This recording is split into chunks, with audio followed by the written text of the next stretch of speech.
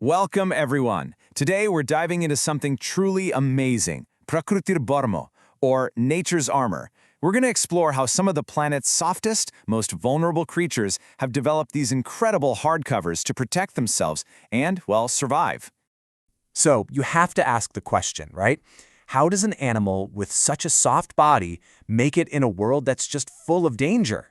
I mean, really think about it. A snail, a crab, their bodies are so delicate. How in the world do they manage to stay alive? Well, to really get that, you first have to appreciate the world they live in. And let me tell you, it is a world packed with danger. For so many of these creatures, just getting through the day is a constant battle.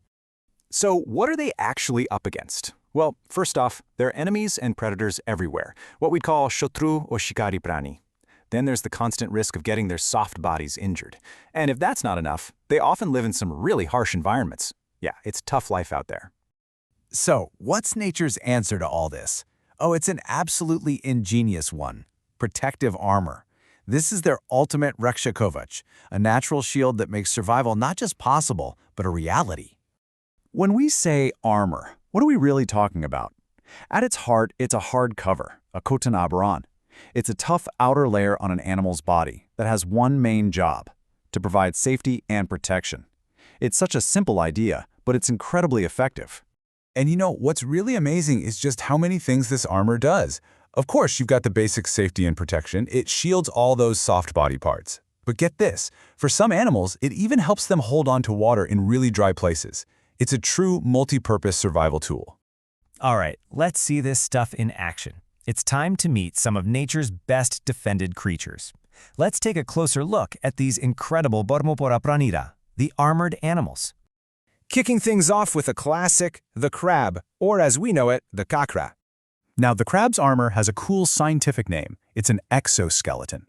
You know, our skeleton is on the inside, right? Well, an exoskeleton is on the outside.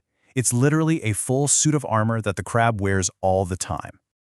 And this amazing suit does a couple of really crucial things. For one, it protects the crab from its enemies, and just as important, it shields it from all the physical dangers in its environment, like sharp rocks in the water. So practical. Okay, let's move on to our next armored champion, the slow but incredibly well-protected snail, the shamuk. The snail has a totally different strategy. Its defense is that hard, spiral shell, which is basically a portable home. Whenever there's danger, it doesn't try to fight. Nope, it just hides inside. It carries its own personal safe house right on its back. And of course, we absolutely have to talk about the mighty tortoise, the kutchup. So the tortoise kind of takes the snail's hideaway game plan and just perfects it.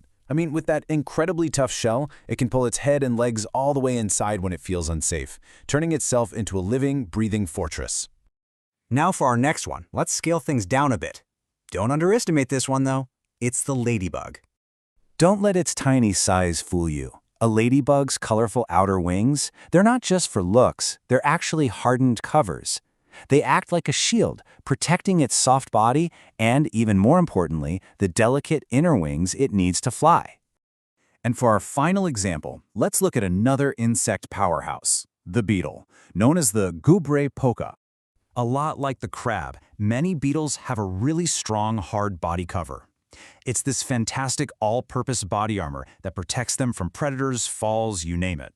So if you step back and look at all these, you start to see two main playbooks, right? On one side, you've got hiding armor, the Atmo Gopan or Bormo. That's your portable shelter, the kind a snail or tortoise hides inside. And on the other side, you've got wearable armor, the Poradanjo Gabormo. That's the tough suit that's actually part of the body, like we see on crabs and beetles. So after seeing all these examples, what's the big takeaway? Is this natural armor really the secret to survival? Let's connect the dots. It really all comes down to this one simple but powerful idea, which our source material says perfectly. Some animals have a hard cover outside their bodies to protect themselves and survive. That's it. That's the core of the whole thing. A beautiful, elegant statement about adaptation. So the main point here is that this armor isn't just a shell or some hard skin. It's a brilliant evolutionary strategy. It's nature's way of equipping these animals to not just survive, but to actually thrive in a world full of threats. And that leaves us with one last big thought. This armor is an incredible defense, for sure, but it has to make you wonder, What happens when this armor is no longer enough? যখন এই বার্ময় যথেষ্ট নয় তখন কি হয়? Something to think about.